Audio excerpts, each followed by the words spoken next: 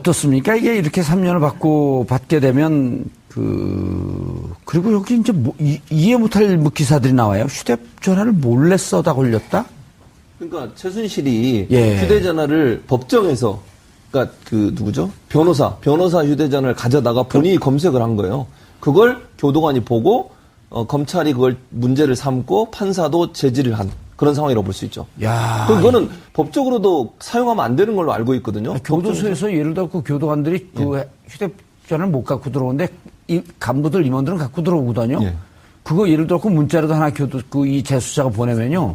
그 교도소 그 교도관들 전체 다 못 벗어요. 그러니까요. 그게 지금 최순실은 아무 거리 끼임 없이 했다는 거 아닙니까? 그걸 검찰이 그리고 문제를 제기하고 이거 판사가 제재까지 하고 범법행위네. 이런 상황 범법행위죠. 변호사가 범법행위를 한 거예요. 그렇게 하면. 사실 이게 구치소에서 휴대전화 어떻게 썼다는지 저 사실 잘 이해가 안 갑니다.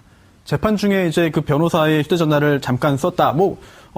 그러면 안 되는 거지만 상황이 좀 그려지긴 하거든요. 그런데 구치소에서 구치소에서 또 최순실 씨 본인의 또 휴대전화라는 말 아니겠습니까? 그렇다면은 변호인이 접견하면서 쓰게 해줬다는 건지. 아니, 변호인 접견하면서 들어갈 때 네. 수색해갖고 전화기 놓고 들어가잖아요. 수색은 하지 않고 전화기 놓고 가라 그러죠. 예, 자진해가지고 놓고 왔는데 가지고 들어가도 사실은 신체 수색을 하지 않기 때문에 가지고 들어갈 수는 있어요. 그런데 얼마 전만 해도 이제 몰래 이렇게 연락 전화 통화 하게 해주고 이런 경우에 적발되면은 사실 징계 사유가 되고요. 또 교도관도 관리 책임이 있기 때문에 그렇게 하지 않고 그렇게 못 하는데 만약 실제로 그런 일이 있었다고 한다면은 엄청난 일이죠. 아니면 또 가정입니다만 교도 행정을 하는 그런 그 공무원에 의해서 썼다라고 한다면 그건 더더욱 큰 문제가 되겠죠. 그거는 그렇게 불가능해요. 왜냐면 네. 제가 그쪽 전문가 아니에요. 이게 왜냐면 교도관들은 이게 그 옷 벗고 그러게 되면 연금 문제 생기잖아요.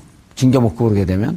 그런데 이게 어찌 보면 좀 어려운 공무원들이기 때문에 그런 모험을 요즘은 안 합니다. 저도 그럴 가능성은 사실상 없다고 봅니다. 예. 최순실이 얼마나 우리나라 법체계나 아니면 검찰을 우습게 하는지 보여주는 거예요. 예. 이런 행동을 해도 그리고 재판정에서 그런 행동을 할 거라고 누가 상상을 하겠습니까? 다 보고 있는 거죠. 저처럼 그런 사람들도 안 하는데. 그러니까요. 그러니까 더 멘탈이 좋게 얘기하면 안 되고 어쨌든 이상한 분이죠. 그런 식의까지 행동을 할 수 있다는 것은 상식을 뛰어넘는 것이고요. 아나무인적 성격을 갖고 있다고 볼 수 없어요. 이건 진짜 완전한 범법행위인데. 그렇죠. 근데 법정만 아니라 정말 구치소에서 쓴 게 맞는지는 좀 확인해야 됩니다. 이거 상당히 그렇죠. 쉽지 않아요. 왜냐면 예. 기자들도 좀 팩트 확인하지 않고 이제 약간 좀 소설적으로 기사를 쓰는 경우도 있기 때문에 법정에서 저럴 정도 구치소에서도 쓴 거 아니냐. 네. 이렇게 했는데 이제 요거는 사실 구치소 내일이기 때문에 확인 안 됩니다. 네. 자체 감사를 통해서 감찰이 동원돼 갖고 확인하는 수밖에 없는 거죠. 네, 외람되지만 소설을 쓰는 기자는 없을 겁니다. 여기서 가까운데 어디 기자가 하나 있는 것 같은데 어디지? 직격 후보를 위해서 또. 예. 자, 네. 김 기자님. 네. 정유라 씨가 이게 충격적이에요. 또 편지를 보내고 그런 게. 그래서 누가 그런 얘기를 했어요? 아주 어리석하고 잘 모르는 것 같은데 사실 치밀하게 준비되고 치밀하게 조직하고 있다? 근데 보낸 편지 보면 진짜 이게 충격적이에요? 본인이 법적인 지식을 가지고 있다라고 단정하기는 좀 어려울 것 같습니다. 항상 정유라 씨 옆에는 법적인 조언을 해주는 변호사들이 있었기 때문에 그렇죠. 그런 편지를 편지를 보낼 때도 법적인 조언이라든가 필요한 정보가 어떤 것인지에 대한 자문을 구한 뒤에 그 안에 그 내용을 포함시켰을 가능성이 높아 보입니다. 예. 네. 저는 저는 이해가 안 되는 게 그 편지의 증거들이 마필 관리사라고 정유라를 도와줬던 덴마크에서 그 사람의 휴대전화에서 다 확보가 됐거든요. 근데 내용을 보면 편지로 받아서 라이터로 태웠다 이랬어요. 그럼 종이로 편지가 왔다는 거 아니겠습니까? 예. 그러면 왜 이 친구는 그걸 사진으로 찍어서 휴대폰에 보관을 했을까요? 그것도 저는 의문이라고 생각해요. 이 마필 관리사가 예. 그거를 사진을 찍어서 휴대전화에 갖고 있는 게 거기에 발견이 돼서 증거가 지금 된 걸로 나오고 있거든요, 보도가. 이게 그 팩트가 확인이 안 되니까 소설을 쓸 수밖에 없는 상황인데 소설 자꾸 쓰면 안 되고. 소설은 기자들만 쓰면 되는 거죠. 우리가 김 기자님 저기 안 가셨네. 그런데 그렇다 하더라도 이 정도 추가적인 증거를 가지고 세 번째 영장을 청구하기는 쉽지 않을 겁니다. 일단 두 번째 재판부가 그러니까 두 번째 영장에 대해서 법원이 사실상 증거인멸과 도주 우려가 없다라고 판단을 했기 때문에 그리고 더군다나 우리가 지금 두 번째 영장 청구에서 주목했던 거는 범죄 은닉 수익이라고 하는 사실은 굉장히 좀 그 중범죄에 대한 부분까지도 다 사실 걸고 넘어지면서 영장을 신청한 부분인데 그래도 받아들여지지 않았기 때문에 지금 이런 뭐 편지라든가 이런 주변의 소소한 문제를 가지고 세 번째 영장을 청구할 거라고 하는 기대 혹은 뭐 예상에 따라서 이제 이런 기사들이 좀 추가적으로 나오는 걸로 좀 나오고 보여지는데 있죠. 근데 세 번째 영장을 청구한들 그 영장이 받아들여질 가능성은 높지 않습니다. 현재로서는. 손 변호사님. 네. 세 번째 영장을 청구할까요? 안 할 겁니다. 지금 기자님 말씀하신 대로 굉장히 부담이 크고 또 하나가 구속영장이 발부되려면은요 요건을 엄격한 게 다 갖춰야 되는데 범죄 사실의 소명이 있어야 되고 여기에 더해서 구속의 필요성이 있어야 됩니다. 그 구속의 필요성이 주거 부정이나 도주 우려나 증거인멸 우려인데요. 설령 범죄 사실의 소명, 추가적인 증거가 나와서 범죄 사실의 소명까지 이루어진다 하더라도 도주 우려가 없다고 한다면 또 증거인멸의 우려가 없다고 한다면 사실은 구속 사유가 존재하지 않는다고 판단할 가능성이 높거든요. 이러한 위험 부담을 감수하고 세 번째 구속영장 청구한다? 제가 볼 때는 이례적인 일이기 때문에 그렇게 하지 않을 것으로 예상됩니다. 이런 표현이 나왔어요. 그 법원에서 최순실 씨에 대해서 실형을 선고하면서 정유라 부정선발에 관한 순차 공모관계가 성립한다? 이렇게 말하면 정유라도 공모관계에 있다는 것을 인정한 거 아닌가요? 그렇게 보기는 좀 어려운 것 같아요. 예. 판결문을 봐야겠습니다만 예. 이 순차 공모관계라는 것은요. 그건 뭐예요? 무슨 말이에요, 그게? 지금 이화여대 여러 교수들이 있잖아요. 예. 뭐 이제 그 학장도 있고 또 뭐 입학처장도 있고 예. 네, 총장도 있습니다. 이게 모든 사람이 한 자리에 모여서 최순실 씨의 딸인 정유라를 뽑자. 우리 모두 역할을 분담해서 부정 입학 절차를 진행하자. 그렇게 합시다. 라고 이건 결의한 공모관계. 것이 아니라 예. 순차적으로 순서대로 한 명 연결되어 있다는 것이죠. 이런 경우에도 전체에 대해서 책임을 지게 됩니다. 그런 최경희 얘기를 한 총장이 어떤 과정을 통해서 누구로부터 얘기를 들어서 이 작업을 해야 되겠다. 네. 라거나 혹은 남궁건 전 처장이 누구로부터 얘기 들어서 하면서 다음에 다른 사람을 설득하고 다른 사람을 설득하고 이런 과정이 그리고 그분이 설득이 돼갖고 진행이 같이 되면 순차적 공모관계가 인정이 된다. 그렇습니다. 이거는 특별한 아주 이번에 특이한 새로운 이론은 아니고요. 원래 대법원 판례에 따른 것이고 하지만 이렇게 해가지고 순차적으로 공모한 사람들에 대해서 처벌 가능하지만 이게 바로 정유라 씨의 어떤 공모라든지 이런 관여를 의미하지는 않기 때문에 별개의 문제라고 봐야겠죠. 그 순차적 공모관계에는 꼭 중간에 이를테면 거간꾼 같이 중간에 끼는 사람들이 있습니다. 그러니까 중간에 가교 역할을 한다든지 아니면 말을 전한다든지 하는 분들이 계신데 여기서 이제 누가 있나요? 여기서는 김종 전 문화부 문화부 차관이 있었던 거고 그다음 김경숙 학장과 또 남궁곤 교수 사이에서는 또 박모 씨라고 그러니까 이 중간에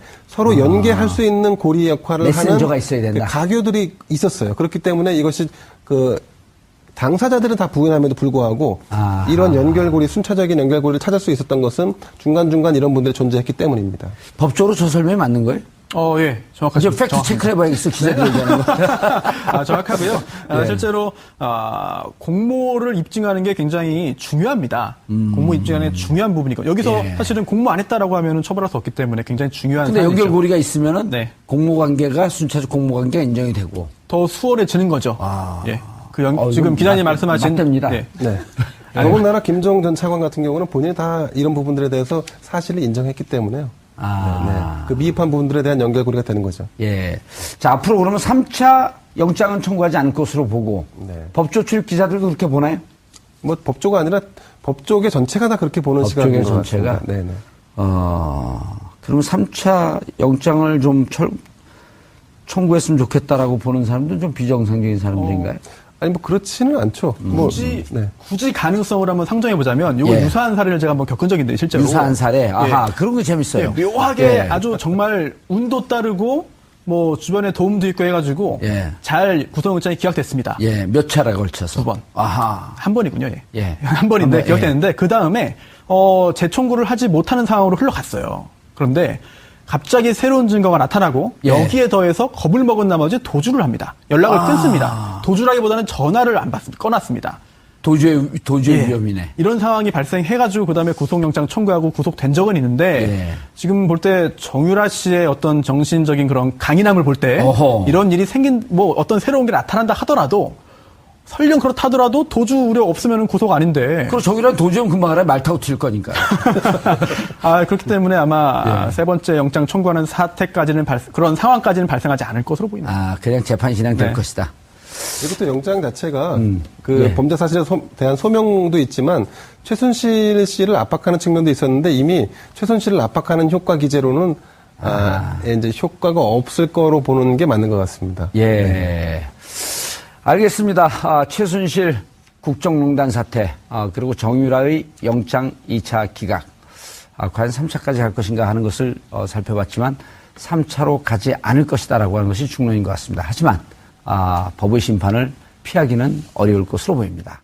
어떻습니까? 이게 이렇게 3년을 받게 되면 그리고 여기 이제 이해 못할 기사들이 나와요. 휴대전화를 몰래 써다 걸렸다? 그러니까 최순실이 예. 휴대전화를 법정에서, 그러니까 누구죠? 변호사 휴대전화를 가져다가 본인이 검색을 한 거예요. 그걸 교도관이 보고 검찰이 그걸 문제를 삼고 판사도 제지를 한 그런 상황이라고 볼 수 있죠. 야, 그거는 법적으로도 사용하면 안 되는 걸로 알고 있거든요. 교도소에서 예를 들어 그 교도관들이 그 휴대전화를 못 갖고 들어오는데 이 간부들 임원들은 갖고 들어오거든요. 예. 그거 예를 들어 그 문자라도 하나 이 재수자가 보내면요. 그 교도소 그 교도관들 전체 그런 모험을 요즘은 안 합니다. 저도 그럴 가능성은 사실상 없다고 봅니다. 예. 최순실이 얼마나 우리나라 법체계나 아니면 검찰을 우습게 아는지 우습게, 보여주는 거예요. 예. 이런 행동을 해도.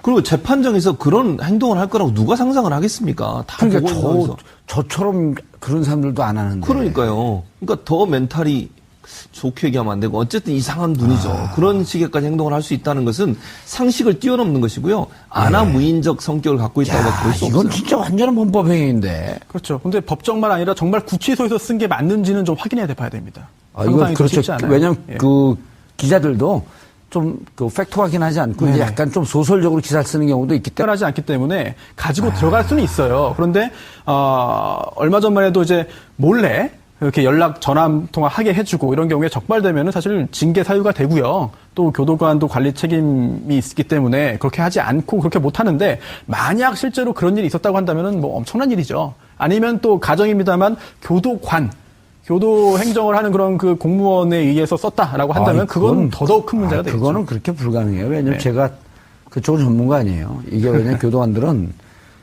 이게 그 옷 벗고 그러게 되면 연금 문제 생기잖아요. 징계 먹고 그러게 되면.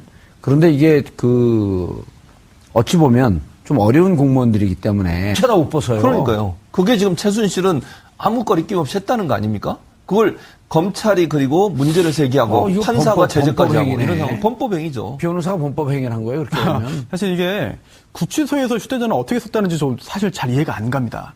재판 중에 이제 그 변호사의 휴대전화를 잠깐 썼다.